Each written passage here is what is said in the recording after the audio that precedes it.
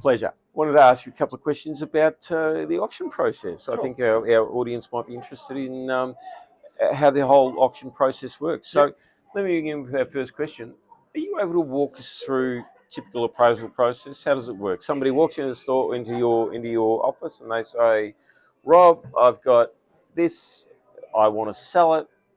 Yep. What can I get for it? How can you?" So we value for the market price. So with the insurance valuation values for the retail replacement value, we value for market, what we can actually sell it for. So we base that on what we've sold the last few items for. If it comes with GEM certification, is always good because then we know if it comes with let's say a GSL cert and it says Burmese no heat, we can add that premium. If it does not come in with that GEM certification, we have to base it on the fact that it might be a treated stone or that it might be um, who knows? But you have to base it on what you see in front of you. So I would suggest to people bringing things to auction if they've got a bigger stone to look at getting that GEM certification done prior to the auction valuation being done. But when things come in, we obviously look at condition, we look at the period of the piece, we look at the trends that have been happening in the market, and then we base our auction estimate on the intrinsic value as well. So we look at how many grams of gold there are, the size of the diamond, and let's say your insurance price is $50,000, we'd realistically look at an auction estimate of about 10 to 15. So it's roughly a fifth of the Usually, what a replacement depending on price we might be. do base it on the trends and all the things, but it usually works out at a fifth, sometimes at the moment even a sixth of the value. And for particular pieces, it might have an insurance valuation of 100,000, but the auction value might be 5. On the reverse, it might have a retail replacement of let's say 20, and it might be an auction estimate of 10, depending on how popular that piece has been recently in the market. Sure. So it really comes down to the fashionability of the piece and the material and the current trends and what buyers have been willing to pay for them recently. Sure. And so, does it cost me? Do you just take the piece and put it in the auction? Does it cost me anything to do it? Do you do a valuation on it? How does that work, and how long does it typically take? So once consigned, so we take 22% as the standard fee for the seller, and the process from the time from the seller from the seller, so 22% from the seller, and from the time we consign to the time that it sells is usually about at least a month sort of period for the cataloguing. It's quite a short turnaround then. Yeah, it is a short turnaround, but then it is 4 weeks after that we actually pay the auction out, because we wait. If we've had any catalogue errors or something's gone wrong, we make sure we give that time prior to paying out the wholesale. We do a little one hit 4 weeks after the sale finishes. So if you sold something for $1,000, I would get $780 back. Essentially, yes. Okay. Yes. Right. Okay. All right. And the auction turnaround is normally around about quarterly for the bigger ones, but we will have probably monthlies as well for the smaller value pieces. Right. And so in general, how is the state of the auction market? Is it robust? You have lots of buyers, lots of sellers? So I felt 20 years ago when we started, you and I met, I found that, let's say 90% of the people coming to the auction were trade. It was a trade buying market. Mm-hmm. Over those 25 years, I've seen it completely reverse. So from it being 90% trade and 10% private to now where it's probably 80% private and 20% trade. Right. And what you find is that you just don't know what the private people will pay. So with the trade, you have a pretty good idea about what they're willing to spend on an item, but there's always the X factor of the trade clients. No, the private clients, I should say. Sorry. Right. Excuse me. Sorry.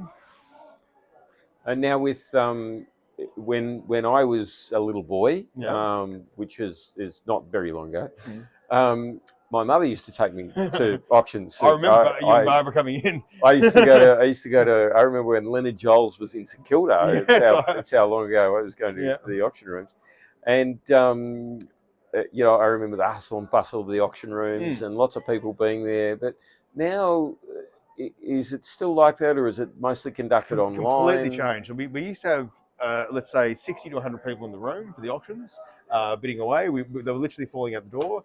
Now we have maybe 30 people in the room, or 10 people in the room sometimes, but you can see 400 people online. It's amazing how many people now get involved in the auctions. So far more buyers, but everyone sits online and bids that way. So we Okay. do, Are they international buyers? from everywhere now, yes. So we do find that now that it is online, we're getting bids from the UK, the US. So I've had some important pieces go up, and you'll find that it's sort of New York and London, two dealers or two bidders from those countries bidding to each other to very high levels. So I found it's a much smaller market now, and much better for Australia to be able to market our pieces internationally. And vice versa, if you're looking for pieces, it's now very easy to look at the auction houses overseas and purchase things back into Australia. Yeah, well, that makes sense. You're appealing to a worldwide market, 100%. so rather than a very localized market. And very easy to look at. Many auctions online, and also research different auction houses' prices and pieces. So, and are there any particular trends that you're seeing? Is there any particular type of jewelry era that you just can't get enough of? Is there anything that you can't sell for love nor money? Well, good example is a pair of earrings we just got in for the auction, which is going to be in December. They're Van Cleef & Arpels. They're from the 1920s. So Van Cleef & Arpels is one of those names in jewelry, which is the top of the tree. These are signed with their reference numbers, and in each earring, they're holding a principal diamond of 3 carats, Wow. and Okay. so E color VS. Now, my expectation for those is that the bidding will be international. So when you take a name like Van Cleef, with those sort of quality diamonds, those sort of pieces are going through those higher end pieces, as you were saying, by the Chinese client, the European market as well. The big money's still there. Or if you get very fine gemstones, they're selling very easily. The middle market, so what was generally quite a strong market in the middle market, is really struggling at the moment. So Right. there's not as much in that middle market because obviously with the way house prices have gone and generally people being stretched in the economy in that middle market. So those sort of pieces are often going on their intrinsic value or close to their intrinsic value. But some of the bigger ticket items I'm finding are getting well over expectation. It seems to be that way with not only with jewellery but with ornaments, artwork, furniture, anything that in the top end is Going very well. very lucrative. Yeah. Anything other than top end is kind of it's not going anywhere. Yeah. I mean, everything when it's there with the sell price on it, of course it's going to sell. But I just haven't found the same demand that we had maybe 3-5 years ago for that middle market. I'm sure it'll change quite quickly as interest rates come down. But currently, where are we? We're in August 2025. In this time, it is not easy. So after COVID, there was a huge increase in the price of anything that was highly collectible and rare. And you talk about the Van Cleef earrings. Now they're obviously exceptionally rare, and there'd be a certain collector which would be a high net worth collector for that type of thing. Whether it's a collectible Ferrari, it's a collectible piece of art, jewelry, that sort of thing. What about the signed pieces in the newer years, like the more recent? Does it get to a point where it's like, okay, it was made in 2010, how desirable is it as opposed to if it was made in 1970 as it was opposed to made in 1920? So I mean, it all depends on how many of them were made and how accessible they were. So Muster Cartier versus a one-off Cartier piece that's being made currently, that's the difference. If there have been a lot of them produced and mass-produced, the secondary market value is generally very, very low. Because when they sit, there are a lot of them hitting the secondary market, and there's just not the demand for them. So what they cost retail and what they get in the secondary market, much lower.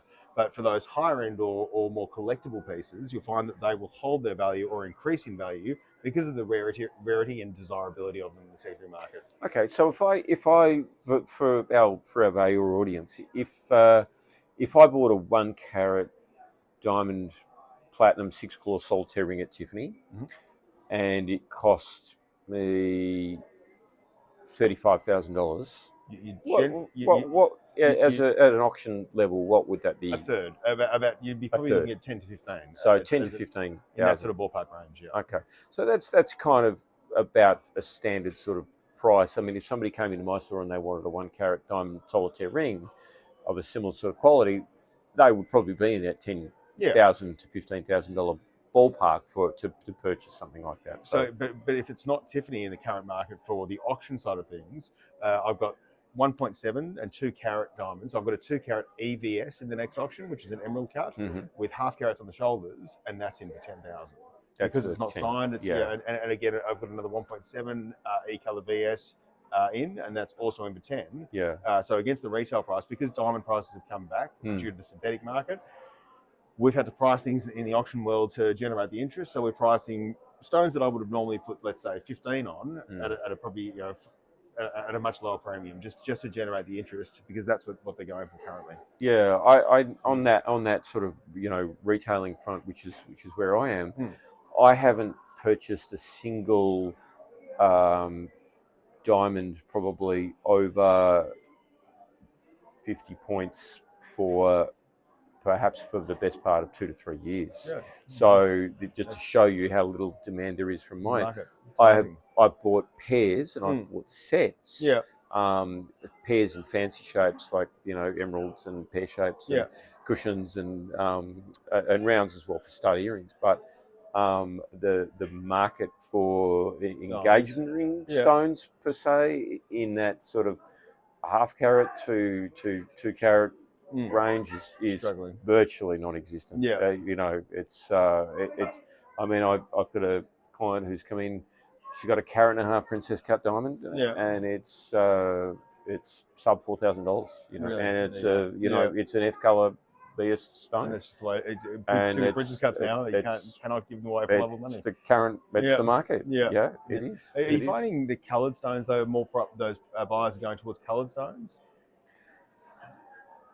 To be perfectly honest, I wish it were otherwise, but the coloured stone market has always been soft. Yeah. And we've seen a massive increase in the wholesale price. Yeah. From the mine through to the cutters, the wholesalers. The rarity went up. A huge increase in price, but it is not been reflected in demand. Okay. And it's from what I can see, it's not the demand at the retail level that's pushing the prices of those stones up, because the sales from my end, the sales of good quality coloured stones are so rare as to be only a very small portion of my business. And look, we do sell the odd emerald, we do sell the odd ruby, we do sell the odd sapphire, but you'd be talking about a once in a year sort of type sale situation. So because I've noticed that through the auctions, most of those very high end, so very high emerald, ruby, sapphire, do go into the Chinese market. Obviously, the UK and European market contend them, but a lot of those now are being purchased into the Chinese market. They're of the best quality. Yeah. If they're certified of very high quality and a decent size, we find a lot of those now sell to the Chinese market. Yeah. And often in my experience, if you went to buy, that high quality emerald in the wholesale market in somewhere like Bangkok, you might be paying, you could be paying $4,000, $5,000, $6,000 a carat for a 2 to 3 carat stone in Colombian and high quality. If you went to purchase that same stone at auction, you might pay a third of the price. Because I'm surprised, because I've actually been into your shop and I've seen some of the quality that you've got in those coloured stones. I mean, astonishing pieces you've got. So I'm surprised I have a great passion for coloured stones. You have an amazing collection of coloured stones. Yes, but unfortunately the passion isn't matched by the demand. as much of a pity as that is. Rob, I wanted to ask you I'd like to stay back on the auction house side of things. Do you work with other people? Like, you'd have to have a lot of knowledge, and you'd see a lot of interesting things. Before we were talking about the Georgian jewellery that had been made out of old Georgian watch cases. Yeah, and I thought that was really interesting. And you've got an amazing suite there that you said came from an ambassador's wife. It's in a wooden box, and it's a set, and it's a bangle and brooch and hairpiece, and it's a stunning piece. And you very rudely turned my offer down, which I thought was very generous. They're quite extraordinary pieces. Would you need some particular expertise? Do you have to get people in? Is it like an episode of Pawn Stars where I ring up, Joe, and I say, "Hey, Joe, come down now. Joe's the expert in antique Austrian jewellery with wooden boxes." So, well, there's the those pieces and the Indian suite there. So that the Indian suite's actually in the Understanding Jewellery book. So one of the reasons. So it's an illustrated piece. The Watchcock jewellery and the India are both in the Understanding Jewellery book. So there are reference books that you can use. These days, there's plenty of ways online to get the information. But I'll go back to the valuers and getting the experience. The thing that you never know what's going to come through the door next to the auction is. And so by getting out to those viewings and having a look what's coming through the auction houses, you really get a good idea about what comes onto the market, and you'll see things you will never see anywhere else. I mean, they come onto the market. Some of these will only come onto the market once, and you'll never see them again. So, okay, that's interesting. So just speaking of, research and the availability of research online, where would you look to research? I mean, is it just Google, or is there specific sites that you go to? Is there paid sites? For the new members, free? We've got the Rebecca sent round yesterday, who's our president, has sent round a thing of we're going to get the Carter's subscription. I think Carter's Guide, the book that used to come out annually. So all our members are going to have access to the Carter's now, and I would say that is an invaluable reference source. And I would also use things like those sites. I just said the word invaluable, but invaluable.